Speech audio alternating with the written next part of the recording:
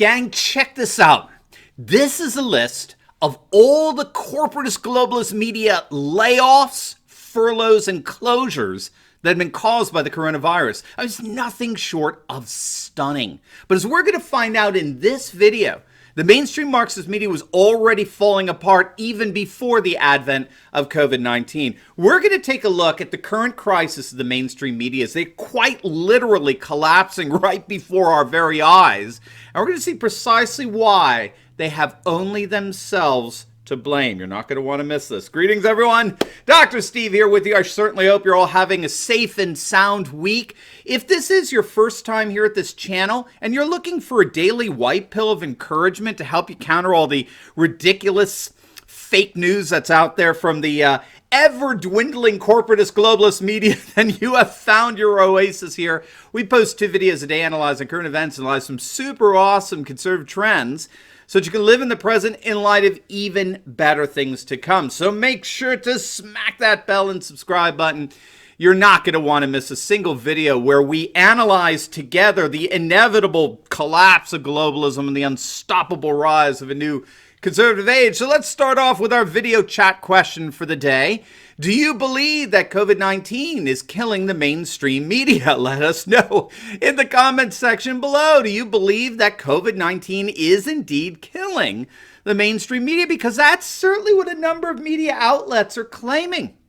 That the coronavirus crisis has unleashed another crisis, a media crisis like we've never seen before. It's an absolutely stunning development. But first, let's give a huge shout out to the sponsor of this video, and that is IdentiSafe. Now, I don't know if you know this. It's really interesting, but in recent reports, criminals are now using American citizens' social security numbers, home addresses, and other personal information to steal their stimulus checks and unemployment benefits. And the scale of the fraud has been enormous, and it's making the need to protect yourself from identity theft more crucial than ever. And this is where IdentiSafe comes in. They offer identity protection for as little as $4 a month. They provide access to credit monitoring, social security monitoring, personal identity monitoring, credit score tracker, credit report, up to $1 million in insurance, and a 30-day money-back guarantee. So don't wait another minute. Click on the link below and sign up today. In fact, it's free for the first 30 days.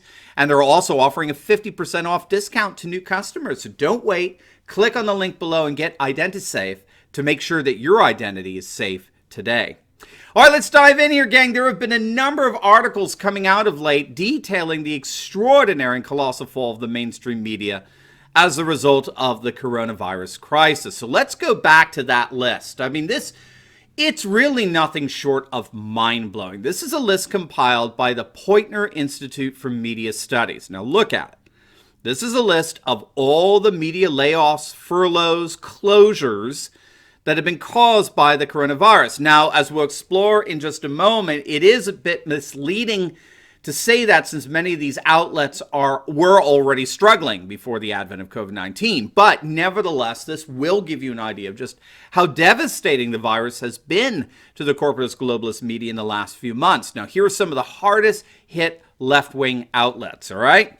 BuzzFeed, good old BuzzFeed. You remember them, right? BuzzFeed is the ultra-left outlet that reported that Trump had told his one-time lawyer, Michael Cohen, to lie about his paying off Stormy Daniels. And the Robert Mueller team, which was investigating that total and complete hoax, the Russian collusion sham at that time, they actually issued a very rare rebuke of a media outlet, in this case BuzzFeed, saying that that was not true. That did not happen. And, well, yes, that BuzzFeed, well, they're quite literally dying. They've had to cancel their morning show, AM to DM, and they've had to lay off and furlough several staff members. And then there's Vice, good old left-wing Vice. They're laying off staff left and right. Well, left, anyway, given how liberal they are. I don't think there's a right when it comes to them. Vox, not Fox, but Vox with a V. They furloughed more than 100 employees. Vox is pretty ultra-left. I mean, we could go on and on and on. The corporatist globalist media is getting decimated by this pandemic. Now, a few weeks back, the New York Times published its own findings on the amount of job losses suffered by those who work in mainstream news media outlets there. According to the Times, more than 33,000 news professionals have been either furloughed, lost their jobs, or had their pay reduced since the beginning of the economic lockdown brought about by the pandemic that liberals want to keep going, by the way.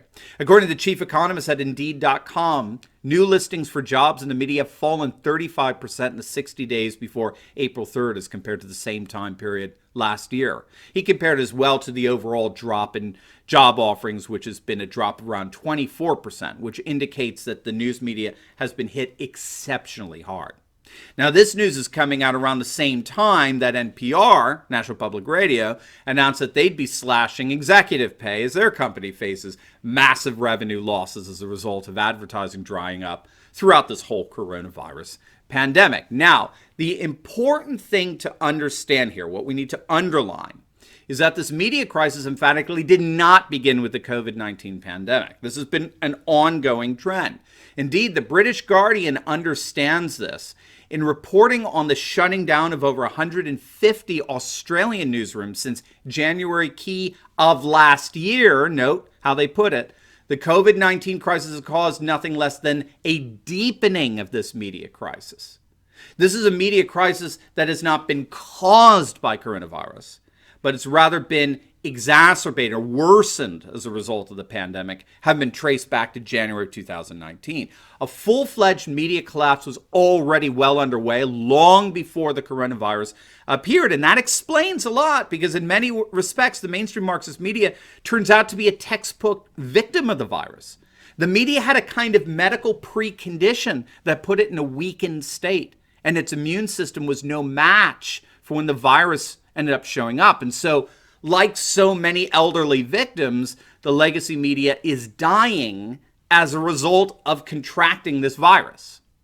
And so I think we need to appreciate just how weak the mainstream media was before the advent of the virus. So, for example, an article from Business Insider a few months back, we did a video on it, reported on the amount of media jobs lost in 2019 alone, which turned out to be a devastating nearly 8,000 jobs lost in a single year, which is far more than the 5,000 jobs that were slashed between the years 2014 and 2017. In other words, more jobs had been lost in the corporate globalist media in 1 year alone, 2019, that had been lost in the previous 4 or 5 years combined. Okay, it's an utterly astonishing job loss. Among the victims, ready?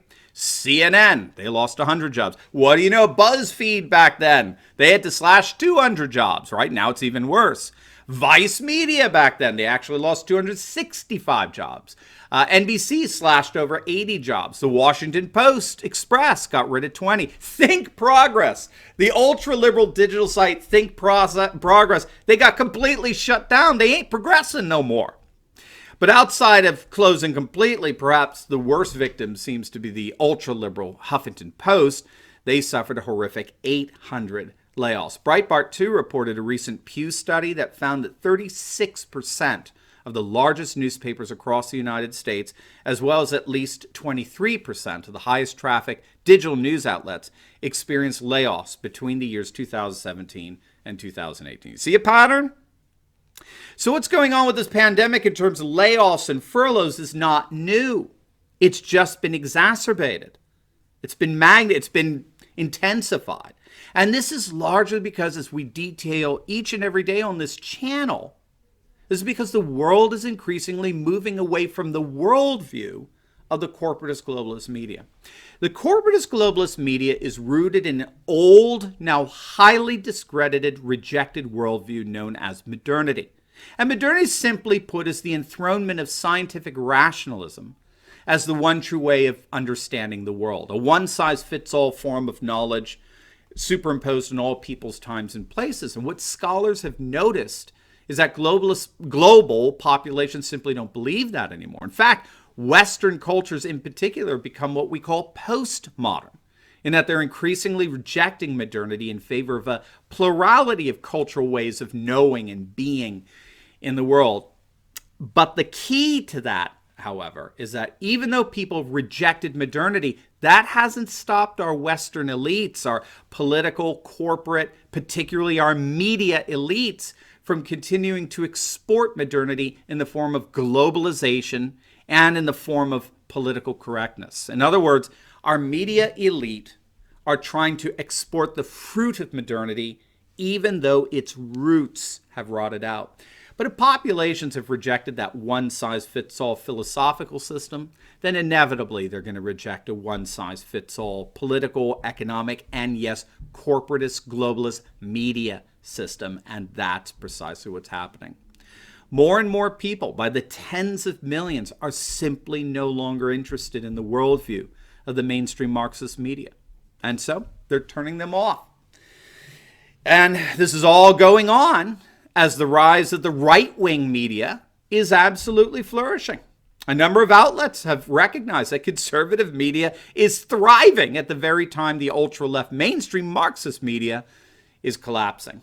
So I think we're seeing a clear shift in allegiances in terms of news consumption, where the old, now highly discredited globalist conception of the world is being replaced with a conservative, nationalist, populist, and traditionalist vision. And that's the vision that we're going to be seeing for the foreseeable future.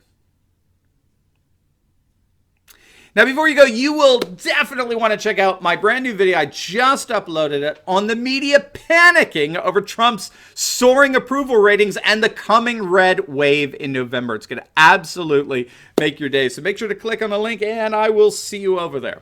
God bless.